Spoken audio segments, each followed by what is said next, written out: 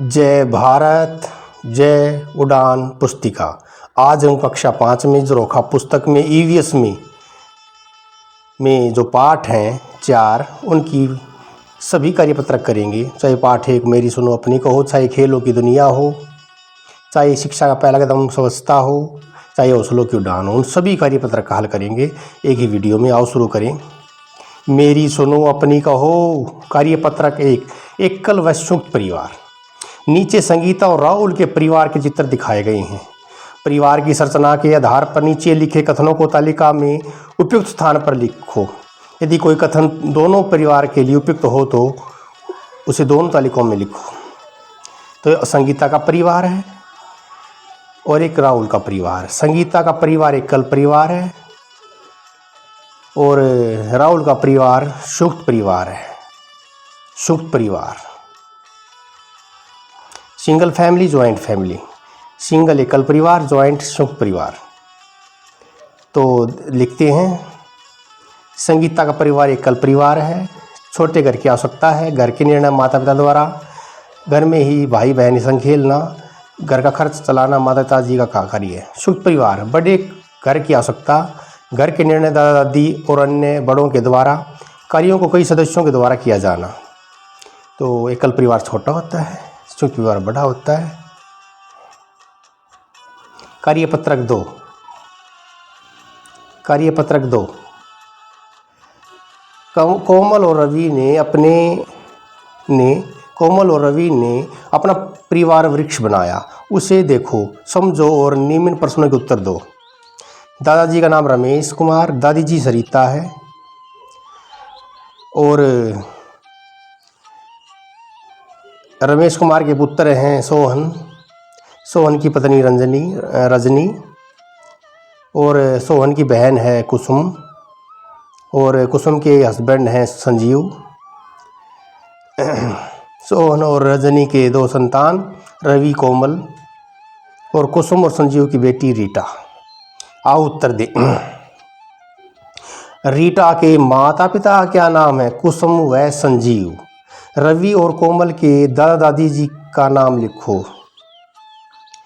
कोमल के दादाजी का नाम लिखो, रमेश कुमार। क्या रमेश कुमार रीटा के भी दादाजी हैं? नहीं।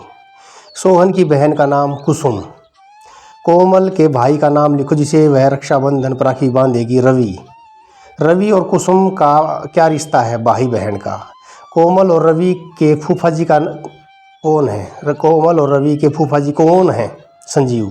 कुसुम और रीटा का क्या रिश्ता है? माँ बेटी का। कार्यपत्र 3,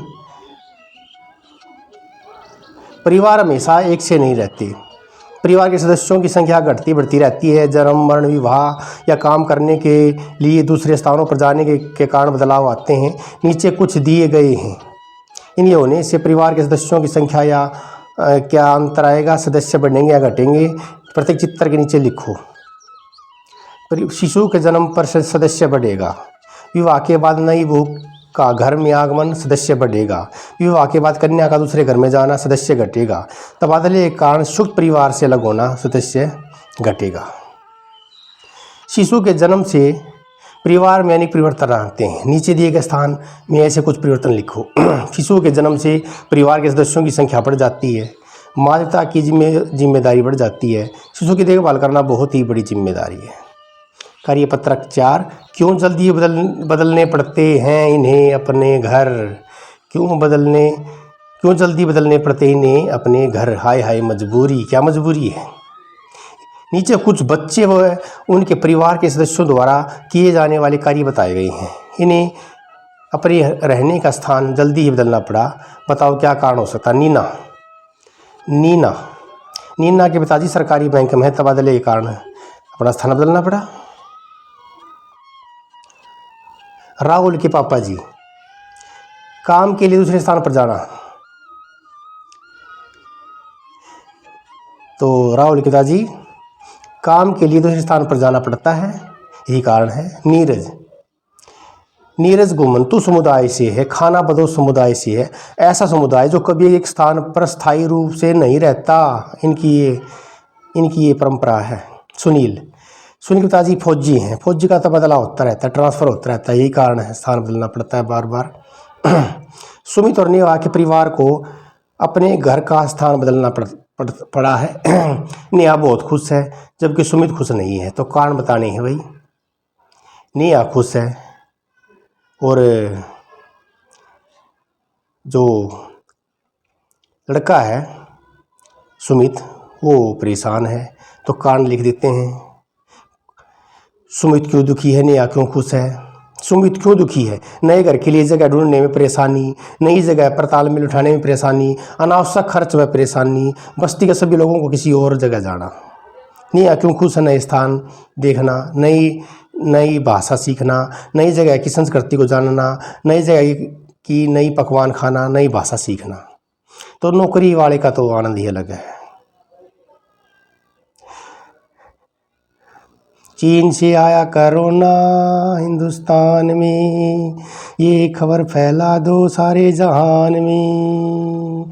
चीन से आया कोरोना हिंदुस्तान में।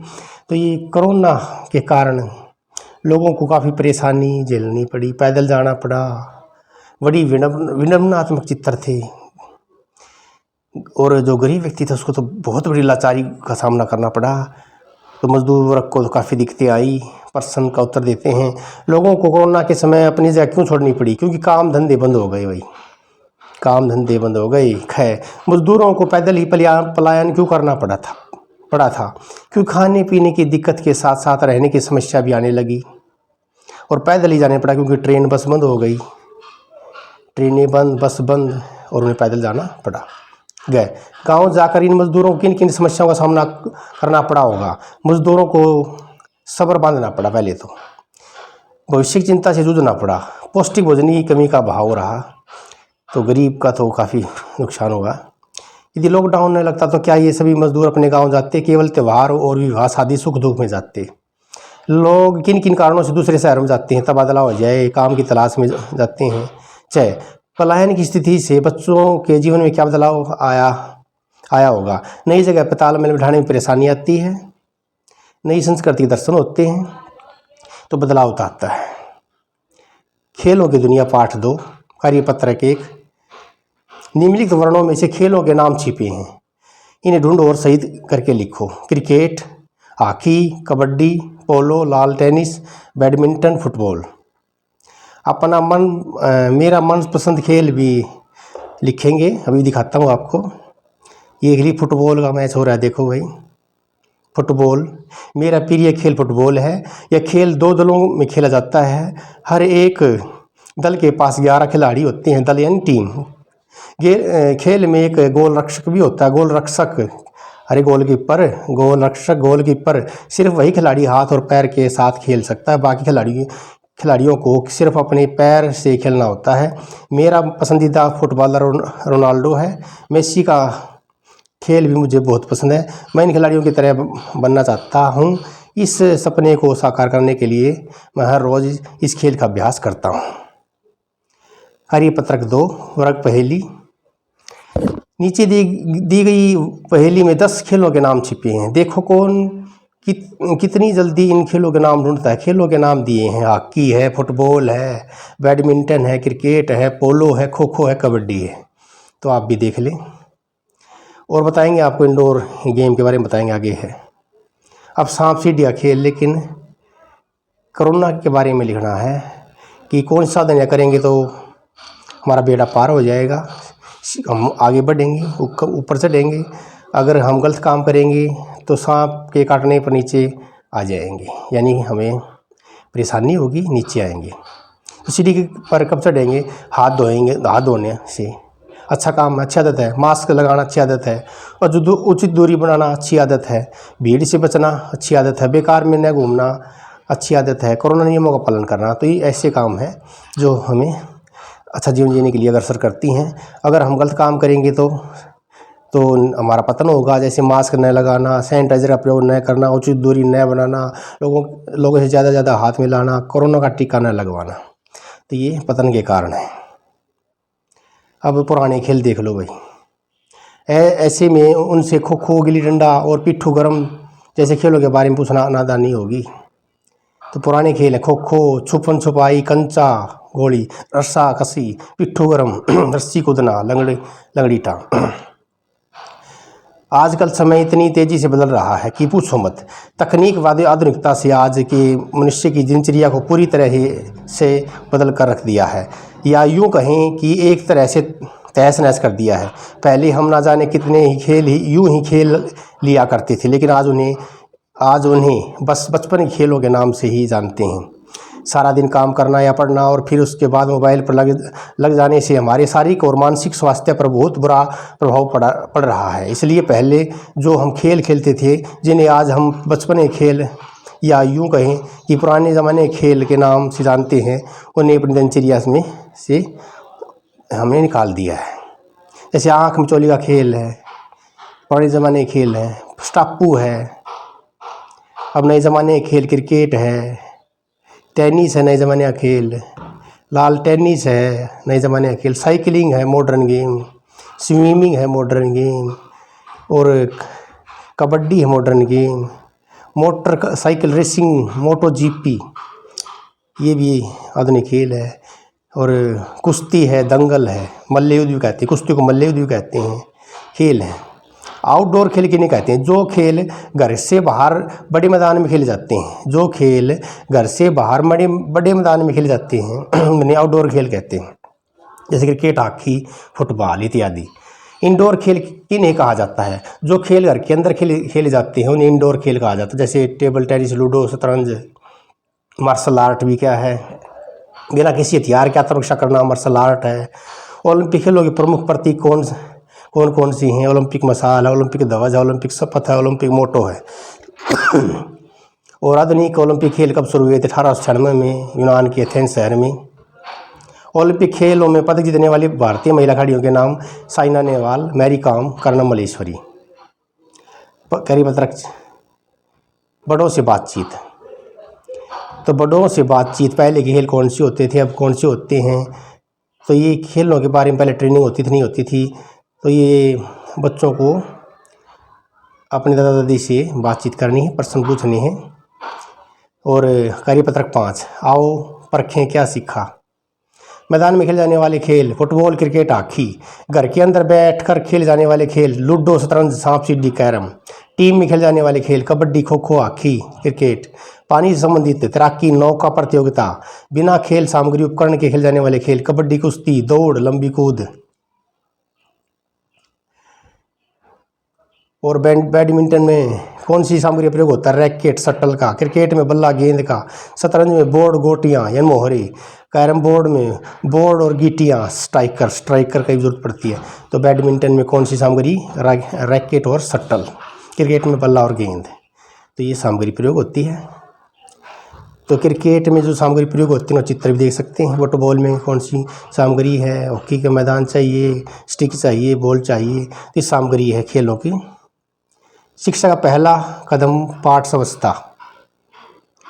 कार्यपत्रक 1, अगर ब्रश करना है तो क्यों आवश्यक है? दांत स्वस्थ रहते हैं, मुंह में सड़न नहीं पैदा होती। नहाना: प्रतिदिन नहाने से शरीर स्वस्थ और स्वच्छ रहता है। हाथ धोना एक अच्छी आदत है। हाथ धोकर खाने से शरीर में हानिकारक कीटाणु नहीं जाते। कंघी करना: कंघी से बाल संवारने, सिर की सफाई अच्छी तरह से होती है। जूतों को पालिश करने से जूतों की लाइफ बढ़ती है और सुंदरता भी। साफ कपड़े पहनना चरित्र को उज्ज्वल बनाता है, तो कपड़े पहनना भी अच्छी आदत है। अब गतिविधि है अगली कि व्यक्तिगत स्वच्छता समयांतराल बताना है। ब्रश को दिन में 2 बार करें। कंघी करना दिन में 2 बार करें। नाखून काटना सप्ताह में 1 बार कर लें। बालों की कटिंग करवाना मास में 1 बार कर लें, महीने में 1 बार। वस्त्र बदलना दिन में 1 बार कर लें। स्नान करना दिन में 2 बार कर लें। तो ये समयांतराल गतिविधियाँ व्यक्तिगत स्वच्छता के लिए बहुत उपयोगी। अब कार्यपत्रक 2, कूड़ेदान। रंग बिरंगे कूड़ेदान। तो जो हरा बॉक्स है उसमें गलने वाला कचरा डालना है, और न गलने वाला कचरा नीले डस्टबिन में डालना, कूड़ेदान में डालना है। तो अंडे के छिलके, कागज़ का लिफाफा, सूखे पत्ते और फल के छिलके, सब्जियों के छिलके, गलने वाला कचरा, ये हम हरे कूड़ेदान में डाल देंगे। और सुई है, पॉलीथीन है, चिप्स का रैपर है, लोहे की कील है, टूटा कागज है, ये नीले कूड़ादान में डाल देंगे। आओ परखें।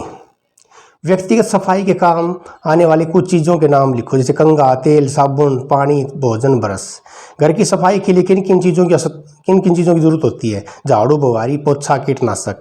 घर में मच्छर न हो इसके कोई 2 उपाय सुझाओ। एक नाशक, दवानाशक, कीटनाशक। एक कीटनाशक दवाई का प्रयोग करें और कूलर का पानी बदल दें। तो यहाँ कीटनाशक है, मैं नाशक लिख दिया, कीटनाशक आएगा। घर का कचरा कहाँ डालना चाहिए? कहाँ डालना चाहिए? घर का कचरा कहाँ डालना चाहिए? अरे जहाँ पर जो भी है क्षेत्र है अलग से, वहाँ दूर। सड़क व गली पर नहीं फेंकना चाहिए। सड़क व गली पर नहीं फेंकना चाहिए। जहाँ भी कुर्डी है, जहाँ पर भी ढेर है दूर, वहाँ पर डाल दें। सूखे पत्तों का सबसे उपयोग क्या हो सकता है? खाद बना लो, खाद बनाओ। यदि आसपास की साफ सफाई पर ध्यान न दिया जाए तो क्या हो सकता है? आसपास दुर्गंध फैल जाएगी। अरे दुर्गंध फैल जाएगी, दुर्गंध, बदबू। यदि शरीर की साफ सफाई पर ध्यान न दिया जाए तो क्या हो सकता है? शरीर स्वस्थ और भद्दा लगेगा।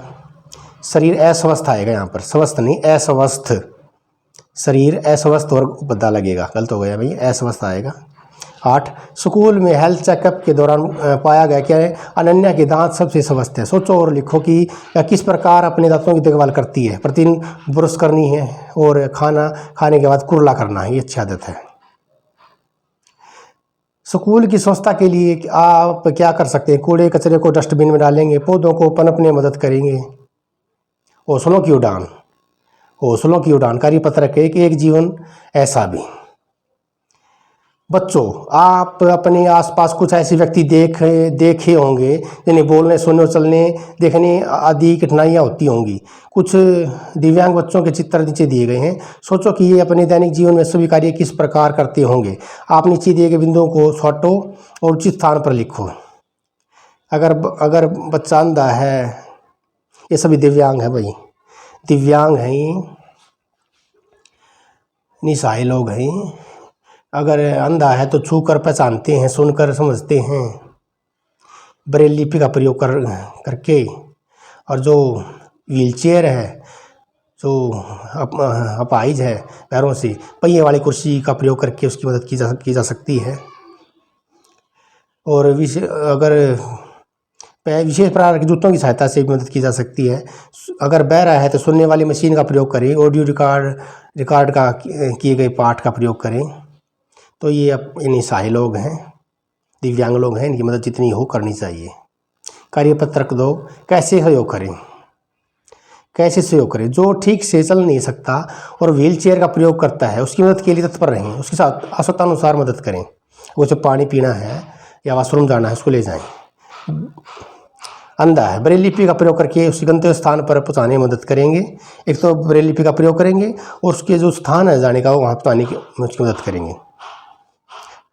अगर सुनता नहीं बच्चा लेकिन इशारों से समझता, सांकेतिक भाषा का प्रयोग करेंगे, ऑडियो मशीन प्रदान करेंगे, सहानुभूति रखेंगे।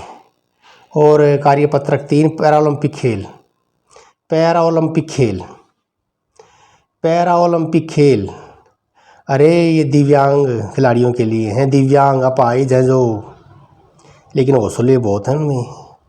पैरालंपिक खेलों में कौन हिस्सा ले सकते हैं? दिव्यांग खिलाड़ी, अपाहिज खिलाड़ी। वर्ष 2021 में इन खेलों का आयोजन किस देश में किया गया? जापान में। भारतीय खिलाड़ियों ने कितने पदक जीते? 19 पदक जीते। रिपोर्ट के अनुसार भारतीय खिलाड़ियों ने कैसा प्रदर्शन किया? शानदार प्रदर्शन किया। इस रिपोर्ट में आपको क्या अच्छा लगा,